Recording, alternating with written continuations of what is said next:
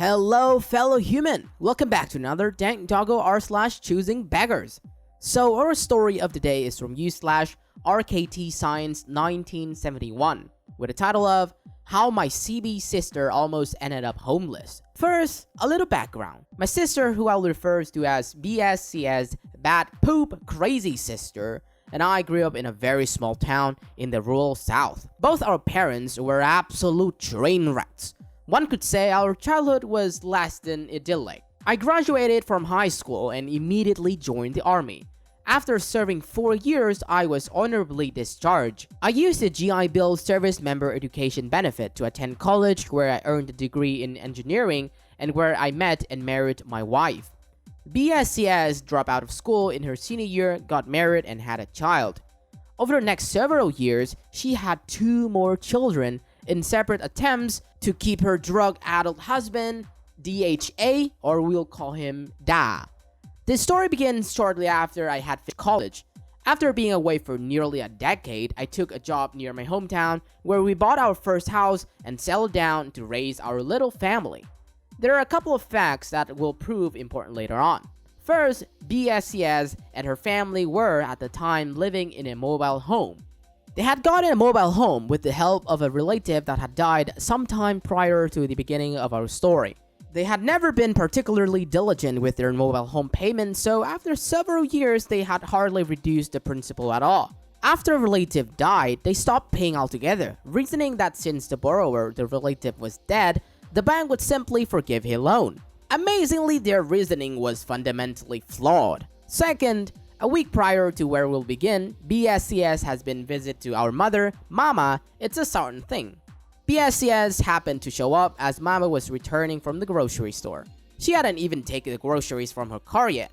BSCS, seeing the shopping bags, tells Mama that she was broke and couldn't afford food for her children. Mama, feeling sorry for the kids, let BSCS have her groceries. BSCS simply moved them from Mama's car to hers. Also important to the story is the fact that, unbeknownst to BSCS, Mama had passed the above information to me. Now, the story. On Sunday in November several years ago, my wife and I were lying in bed enjoying the bright sunshine streaming through our bedroom windows when we heard tires on the gravel driveway. We weren't expecting anyone, so I went to the window to see who was visiting us so early on a Sunday. I saw BSCS, Da, and their brood piling out of their beat-up minivan. I had read enough vampire novels to know better, but I put on a robe, went to the open door, and invited them inside. We made some coffee and engaged a bit of small talk, then BSCS said, "I want to ask a favor." Now, these folks never visited, and they certainly never sat around and chatted politely. They were rude, crude, and tattooed, so the request for a favor didn't surprise me. Also, knowing the bit information I mentioned above, I was pretty sure what the favor was. As a matter of fact, as soon as I saw them pull up, I knew what they would ask. BSCS, "The guy who signed the loan on our trailer has died, and the bank won't take our money. They're going to repossess it, and we don't have anywhere to live." Me, "You don't say. That's unfortunate." BSCS, "Yes, I was wondering if you'd co-sign a loan to help us buy a new trailer. That makes plenty of money to pay for it. The bank won't just let us pay them." Me, "Have you looked into renting an apartment?" BSCS, "Oh no, an apartment is way too small. I really can't take anything but a double wide. I need at least 4 bedrooms. Me, I see. Have you tried getting a government home?" BSCS, "No, they won't let you make any changes or add anything done to them." At this point, I should probably mention that their current mobile home was a single wide with only 3 tiny bedrooms, and I'm pretty sure Dad didn't know one end of a hammer from the other. Me, "Well, how much does a new mobile home like you need cost?" BSCS, "We've looked at one that is only 72 grand. Me, "Okay, well, I won't promise anything, but we can go and look and see what's available." My wife gave me a look like, "Have you lost your mind?" But we got dressed and we headed out to look at the mobile homes. Now, because it was Sunday, most of the mobile homes dealer were closed. However, there was one open and that's where we ended up. As we got out of the car, BSCS said, "I can almost buy one myself. My credit score is 526. Note, I have forgotten the actual number she gave, but it was around the 520s. Knowing BSCS, I was sure that number was at least 50 points higher than her actual score. Evidently, BSCS and Da had been to this dealership the day before. They already had a home picked out, and they were familiar with the salesman. The sales guy greeted us and led us into the trailer they were interested in.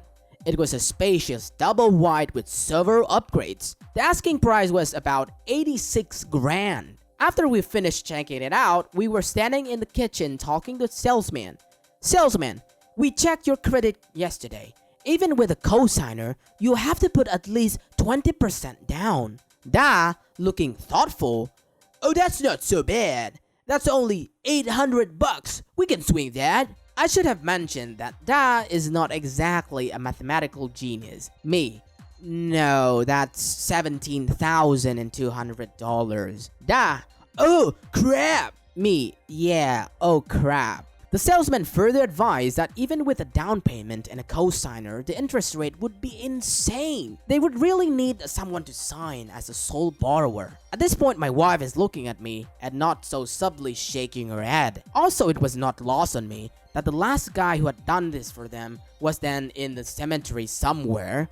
So because I'm an idiot, I offered them a deal. Me, "Okay, the bank won't repossess your current trailer for a few months yet. You say you make enough money to make a payment on this new trailer. Take that money along with your upcoming income tax rebate and any other excess funds you have and put it into an account to which we both have access. Neither of us will be able to withdraw the money without the other's signature.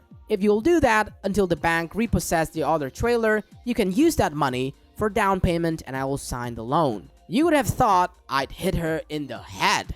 She was angry. She called me all sorts of unchristian names and insulted my parentage, which was pretty ironic if you think about it. Anyway, she was not interested in my offer, which was good since my wife later told me that if I had agreed to sign that loan, she would have divorced me.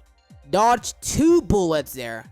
Of course, I was almost sure she wouldn't take the deal. It was obvious she was exaggerating their financial situation. Heck, she had just bumped out mother's groceries. But wait, there's more. That Christmas, I gave my wife a new car. When BSCS found out, she hit the roof. She told mama that the only reason I had bought my wife the car was so I wouldn't able to buy her a house. She also said that, "For what he paid for that car, he could have bought me a house." Not quite true. But wait, there's more. After the first year, I went over to make her a last offer. I told her that I would go to the bank and offer to buy their current trailer for $10,000. This was far less than they owed, but more than the thing was worth. I had spoken with the bank and was pretty sure they would agree to the price. I also told her that she wouldn't have to pay me back. BSCS, "I don't want this trailer. One of the walls has holes in it and the roof leaks." Me, "Okay, suit yourself." I left. Shortly after the last bit there, she found religion and bought an old beat up double wide trailer from a member of her new church. The church member charged her almost nothing for it, but BSCS still had to borrow the money to pay for it from our mother. Dang, having family members like this is sure a huge freaking burden to bear with. Luckily enough, OP was sharp and saw right through his beggar of a sister intention and didn't sign anything. Man, it really amazes me that how picky they can be when they were in no position to be. Like refusing to take government's home or to rent an apartment because the bedroom was too small? Really?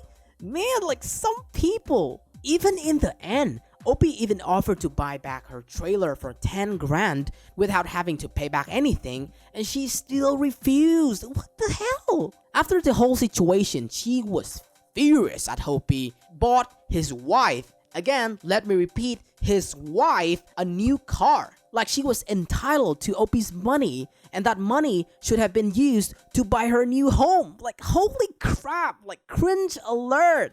That's it for today, fellow humans. Thanks for watching. Dank Doggo appreciates your time. If you enjoy our content and want to see more of us, stay tuned and subscribe. don't forget to smash that like button or Doggo will cry. Also, you can always tell us your Doggo comments, your experiences in the comment section. I will catch up with you guys later in the next video.